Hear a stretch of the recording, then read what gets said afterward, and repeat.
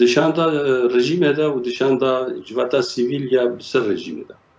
دید شاندا جواتا سیویل جی دباش باشک نزیکی ما باشک نزیکی رژیم دو گوتار به اوی هات نگوتن و پاشه گلک جاری دیجی پشتی گوتارم هنه دیجی دی بحث کردم مجال گیری از نجار بوم برسه بدم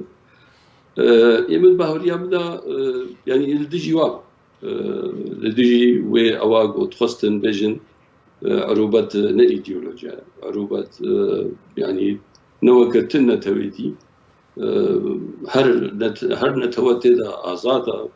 وتبع بيجي بيشتغلي يعني بكرتي تخصن فيجن هركس ازاده نافي عروبه دا تكردي غمناك اللي تعربيش يعني بكرتايا يا بيجومان من ما ينشت بنا ناطر باس لازم هم برسل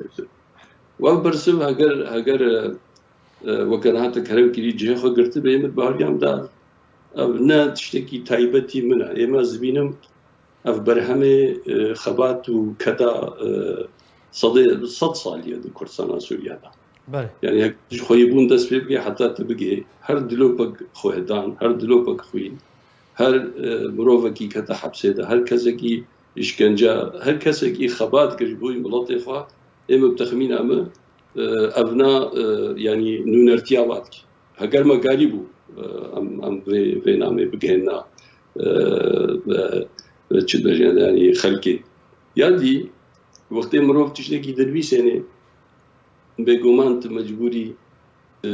تبفكرت شكيرا يعني تقول تاريخ شكيرا بيجي لولد جواتا نابنا تبيع بيجومان لهمبر ما رجيم هاي ما كره شيء خد وقته ما قوتن حاضر كر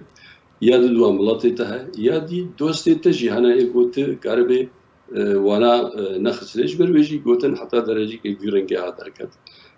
هاجر باش بو وك از دي سال بجم نعم مبتنى يا بي ملاتي هاجر خرابي كده ده ابي ازبر برسل